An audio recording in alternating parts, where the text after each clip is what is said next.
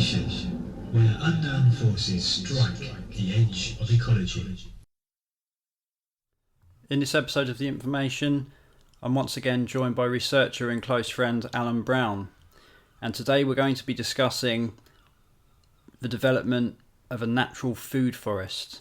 And we're going to discuss what this development is and outline the plans and the points that are of interest perhaps to many in the alternative community who may be interested in being a part of such a project. So Alan is once again joining me via Skype, so let's get straight on with the chat.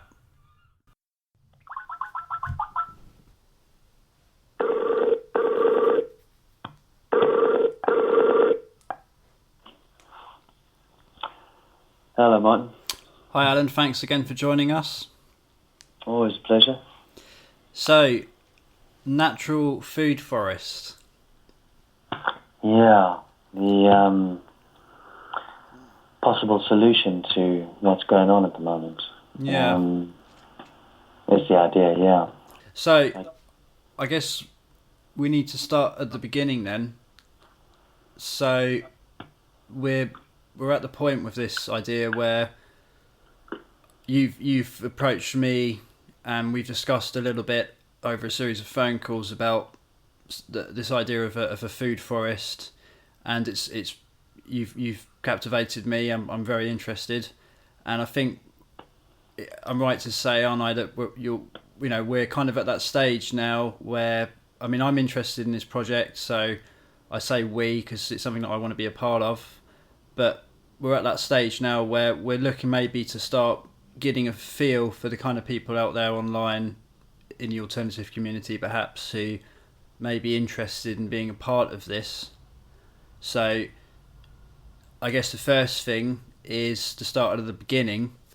So Alan, could you perhaps just outline a bit of a brief summary of where you're at with this idea, how it came to you and some of your inspirations behind this? Sure. I suppose how it came to me is a bit of a long walk, just in terms of examining the state of the world at the moment, and just deciding what path I would prefer, really.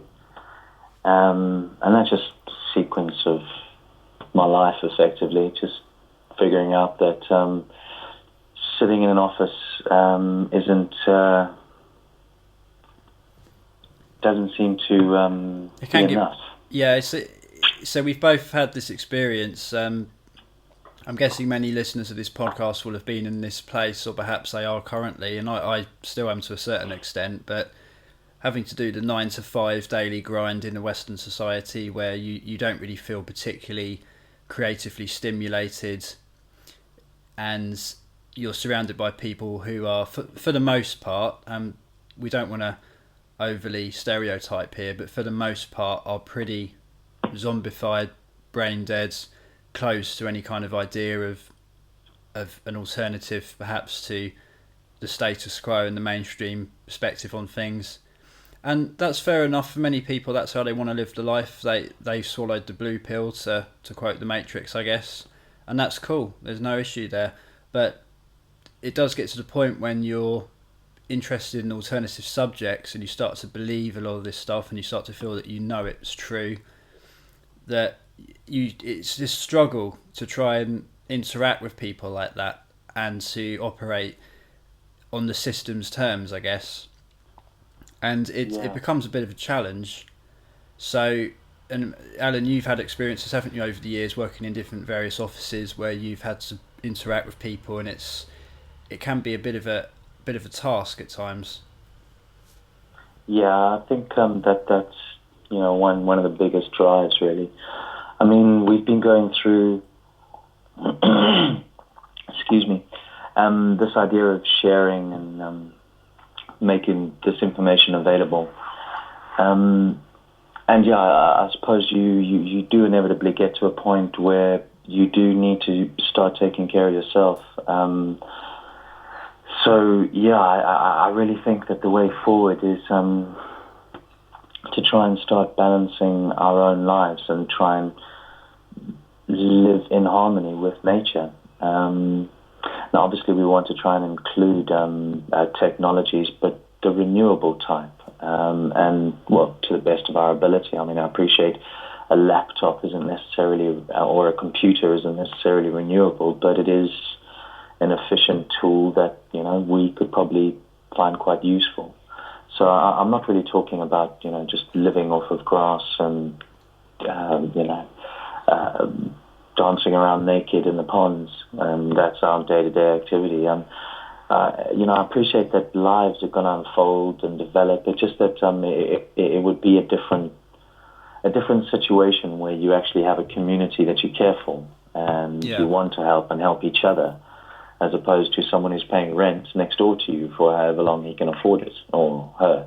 Yeah, it's a sense of ownership, I guess. So, what's, in a nutshell then, what is the plan? I mean, what is your thinking here? Okay, well, I suppose, besides the logistics, obviously we do need to be familiar with a few locations and what we would need to do when we get there to survive and thrive. But I think that it is going to take people. This would have to be a collaborative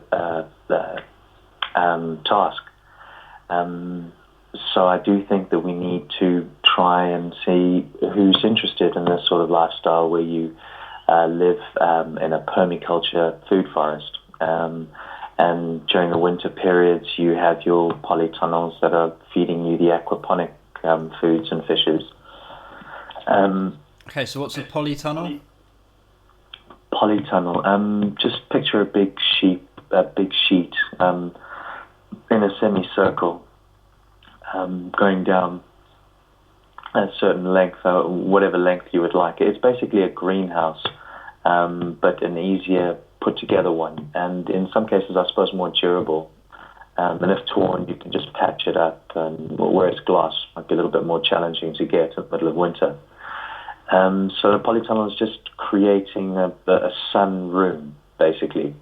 And the idea would be to take advantage of that of winter and have the sun room attached to our actual cabins. So maybe each home having its own polytunnel, which would service as part of the heating for the home as well as obviously the plants. So there's a lot of ideas around this permaculture sort of lifestyle. And I think it's just about getting the basic blueprint down once you've got an idea of what sort of slope you have to deal with. As you know, I'm heading out there in a few months to our initial idea, which is Bulgaria, which seems to be looking quite good. Both because it's firstly cost effective, then it's very friendly people. They are very religious, but I didn't see too much fanaticism. It's just a kindness as opposed to a fanaticism in terms of their religion, I would suggest. Obviously in terms of supplies and maintenance and any other assistance we may need, the costs would be very low. Excuse me. So Bulgaria is looking good for that, and there's 12 acres of a deciduous forest out in Bulgaria that I wanted to go and look at next to a small town. It's quite a significant area then, quite a significant chunk of land. Well, land is going at an affordable rate for an American or a British person at the moment, I would suggest, in Bulgaria.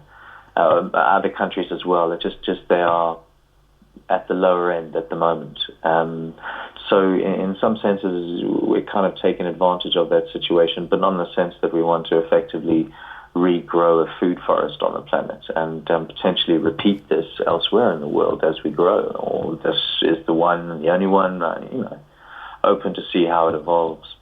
But yeah, it is something that we would need people to put together. There's ideas, there's people needing to focus on different bits. Most importantly, there needs to be the incentive for those people, and this is why I think our main focus in this endeavor would be to remove ownership, first of all, any form of fixed leadership, i.e. dictatorship. So no hierarchy. I think that's open to ideas, although we have a few of our own. Sorry, what did you say? Just saying, ideally you don't want a hierarchy here, so people would come and there will be no leader of the community. Yeah. They have Dr. Hugh, as he's known on the forum, has put together a suggestion for the political structure, which, so it's obviously a very formal dotting the I's and crossing the T's representation of what he's suggesting. But yeah, I mean, I do think we are going to need certain pillars in this community to help it harmonize and to bring it into a harmonizing place. It's just we need to make very sure that those structures aren't smothering. So you mentioned the forum there, so it might be a good time to provide the URL for this, because you've got a website set up for this. Yes, developnaturalfoodforest.co.uk. And we've got a little forum set up there, just with a few ideas starting. A few people are just communicating with me through email, which I'm really trying to change, because that information will be very beneficial to the forum. But there seems to be a trend to just contact the email first. But I'm hopeful, and I'm hopeful that it does grow, and that we do get people that are interested in this for various reasons. Just obviously all in a collective movement, which would be to regrow a food forest and live in it in harmony. Sure. So I think the idea, I guess, then is to attract people who are like-minded and they've perhaps got a skill to bring to the table. Well, I mean, at this point in time, an electrician is a very valuable person we would like to have on board. We already have one person who's test growing forests and aquaponics. So I've got a lot of that in my head as theory, whereas he's actually put it into practice. So we've got that side. There's potentially an engineer interested, a friend of a friend. But nothing concrete yet. So it is something that's still evolving. So how would you see it panning out initially? So you say it's all done and dusted, you've got the lands, you go over there, perhaps as part of a scouting party or something, and you're going to make the move, stay there for a bit. How will that work out? So I guess the first thing is shelter, isn't it? That's the first thing that needs to be set up. Yeah, well, okay, all logistics aside, in terms of everyone getting their airfares and sufficient funds together to get over, actually on the land. Excuse me. I would want to have the shelters either built in the summer or pre-built before we get there. The thing is that the shelters themselves are the things that are going to need some key design features. To implement different types of heating for the homes and different features to allow the solar wires through the roof, etc. So it's basically we need to sit down with someone, put the blueprint together per cabin, and then we would just have that built either when a few of us arrived ahead of time as a scouting party, like you suggested, or we just rock up in tents and we have the whole building crew lined up. I wouldn't anticipate log cabins would take too long to put together, but I'm shooting blind. That's not really my field. The more people we can put together with knowledge on this, the better, really. Sure.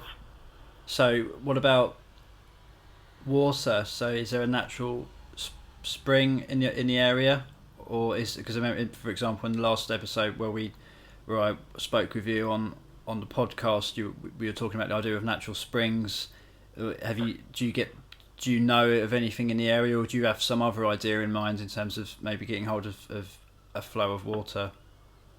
Yeah, there will be water nearby. Apparently, the land that I'm going to look at is suitable for a little footnote at the bottom was suitable for hunting, fishing, and tourism along those lines. So there is a water source there. If we were on a slope and there was more slope than flatland, for instance, we would want to pump some of that water up and then let it filter down at a particular place that we would then weave side to side across the landscape with swells, basically just creating our own water in the landscape. But obviously this will be a bit of a different type of permaculture forest in the sense that you have an existing logging forest there.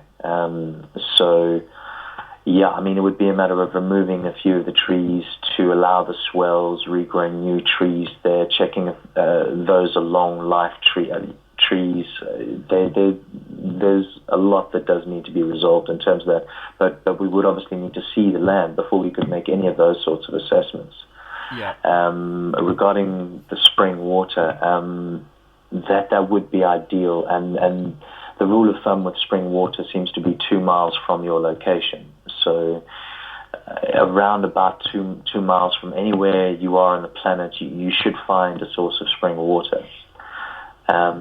So we should effectively have access out there, but I don't anticipate too much pollution in the Bulgarian waters.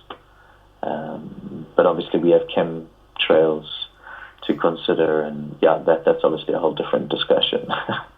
Yeah, well, I guess there's a thing called a chembuster. I know you're aware of, and something I've just only recently found out about. But you can buy this thing it's like a crystal that points up into the sky and clears the sky above it of heavy metals and kind of counteracts chemtrails, perhaps if we are to believe that chemtrails are anything sinister, and I think that evidence suggests that there's something going on there. Yeah, there is something very interesting going on with this orgone energy, and if there is obviously something going on, its potential is massive. I mean, it's potentially another filtration method for water if it is doing what it says it's doing. Never mind the other applications in terms of adjusting the frequencies on mobile phone masts, etc. So that's something for another time, though. But yeah, it's a news topic, but it's worth considering because obviously the whole idea here is to have a sort of escape from all this crap that's going on. So precisely, a toxic free haven. Yeah. So what about things like internet connectivity? Well, that's something that we need to be gentle with, because there's an entire frequency-sensitive community evolving. I actually ran into a particular community of sensitives who are trying to find somewhere to locate to, basically, away from all the mobile phone masts, etc. It is obviously something we need to be careful of, but that's as simple as using an Ethernet cable instead of the Wi-Fi connection. So it's a very simple adjustment and a very small inconvenience to anyone in the group in terms of, moving a wire around instead of connecting a Wi-Fi hub, for instance. Yeah. These are easily solved things, but that should be taken into consideration so that everyone does have an option. There isn't any forced effect on anybody else. Yeah, and I guess things like the internet would be a secondary consideration in the grand scheme of things, but I think, this is certainly my philosophy, but I believe that technology such as the internet, it generally is a good thing. There are negative sides to it, but it has given humanity a lot in terms of access to information at our fingertips. But the challenge, I think, is utilising it intelligently and using it as a tool in a smart kind of way, as opposed to this throwaway kind of way that people use the technology nowadays.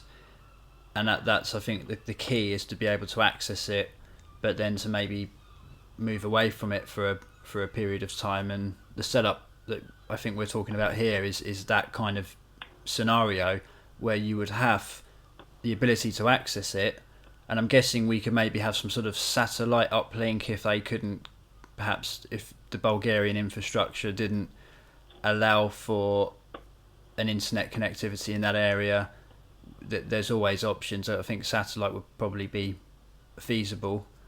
But most definitely, yeah. But I think the point is that we want to have access to this sort of stuff. We don't want to just go away and live like hermits in the middle of a forest. Yeah, the internet is a wonderful tool. It's bringing the whole world together. Yeah. So yeah, I mean pluses and negatives, of course, but yeah, it is a communication tool that is bringing us all together. I think the thing that does jump into mind though is this idea of the coming singularity as opposed to our natural evolutionary jump, for instance. I just think it's technology is a wonderful thing and has allowed us to do fantastic things. I just think that it's got to a certain point where we need to realize that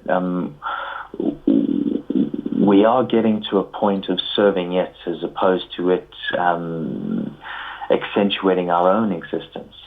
Yeah. So, I think it's about bringing into the forest what we need and what suits us. Some solar lights in the trees or whatever, and the internet and computers. I just think, obviously, a balance needs to be addressed, and we'll figure out what that is together. Yeah, I agree, and I think that, I mean, I'm a self-confessed technologist, I guess. I have a fascination with technology, and I'm often buying the latest gadgets and stuff, and it's part of what I do as a job, so it's the sort of thing that I have to kind of keep my finger on the pulse of, But of course, yeah. But I see what you're saying, and I can see it happening now. It's like the horse is starting to take over the rider, really. It's that sort of analogy where we are kind of being led astray a little bit by the speed of progress, and I think perhaps we're not wired for it, or at least we're not currently wired for it. Perhaps we will evolve to a point where we can sort of handle this stuff, but things seem to be moving so fast in the technology space now that we are almost, like you say, serving it. Like we're kind of data creating drones, and it's something. I mean, Terence McKenna in the 90s talked about this sort of thing. It was the idea of a singularity where ultimately we are just all attempting to contribute towards some sort of ineffable oneness that perhaps is like this concept of a cloud with all this data being spewed into it 24/7 by 6 billion people.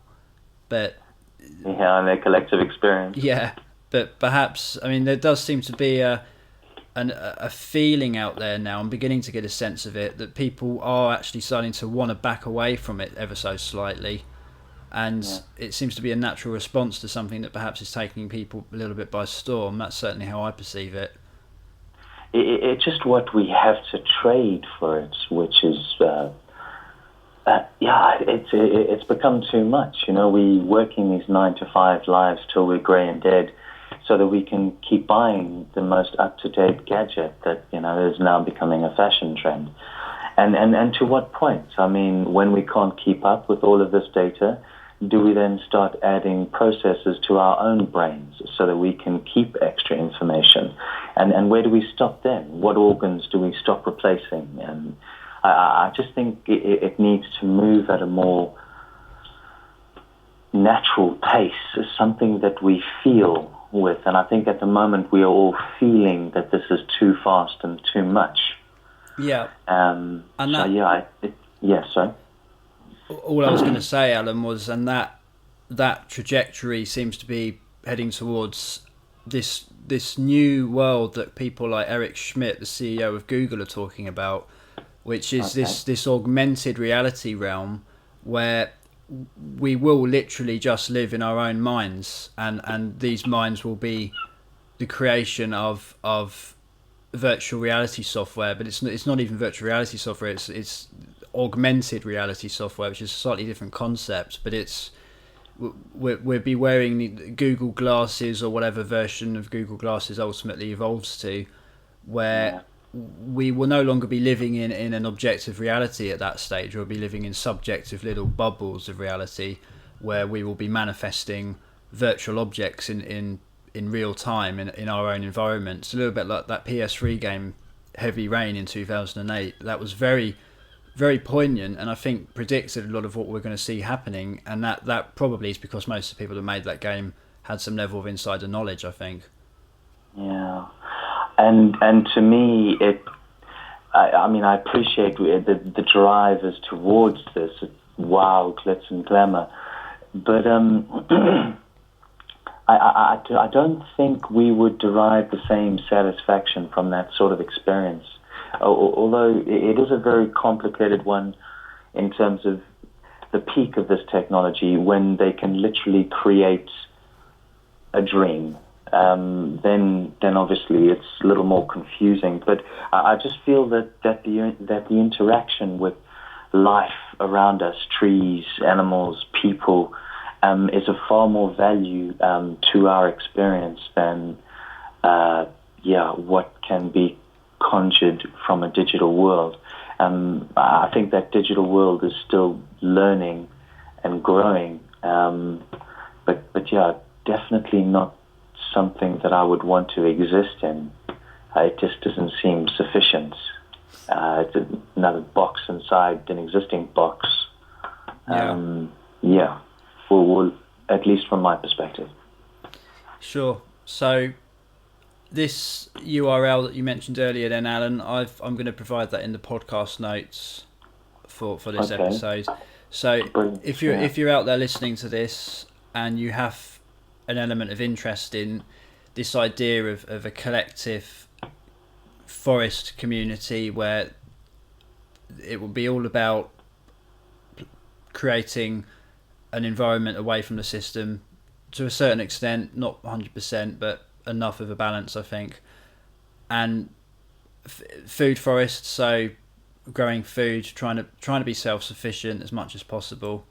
If you feel that this is something that may be of interest to you, if you want to discuss it any more, or you just want to perhaps read up on more detail, because there's plenty of information on this forum, check out the link and register on the forum, and feel free to get posting. It is early days yet, but it's an interesting development, and we're taking it quite seriously. So I think the momentum will start to grow and grow. Let's hope so. That's definitely what I'm hoping for. One other thing I just wanted to add there in terms of self-subsistence. The idea behind our food forest is perpetual abundance, literally.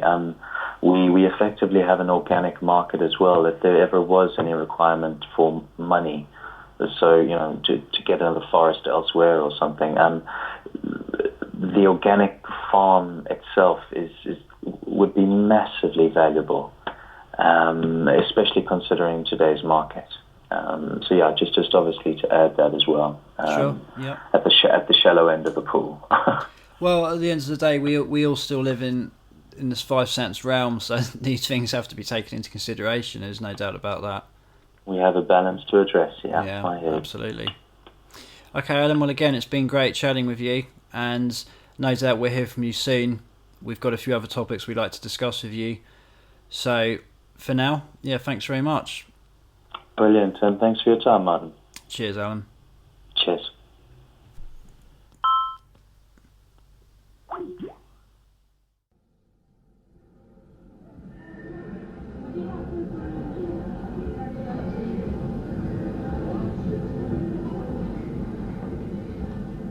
information where unknown forces strike the edge of ecology.